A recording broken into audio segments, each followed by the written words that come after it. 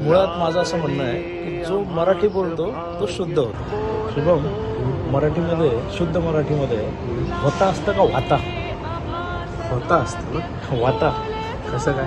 बघ, समजा मी तुला एखाद्या ठिकाणी पाठवलं आणि म्हणलं की तो माझा मित्र आहे, जा तो बघ आहे का तिथे. हां, तो तिथे नसेल तर तू काय म्हणतो, आलं तो तिथे ते होता. असेल तर होता, नसेल तर नव्हता. नव्हता ना. नव्हता. जर नव्हता म्हणतोय हां. हो, वाताचं नव्हता. होताच नव्हता. सो मराठी भाषा जी आहे ना, ही कुठली अशी शुद्ध नसते. म्हणजे पुणेरी भाषा शुद्ध, नगरी शुद्ध, ते जळगावची शुद्ध असं नसते. ओके.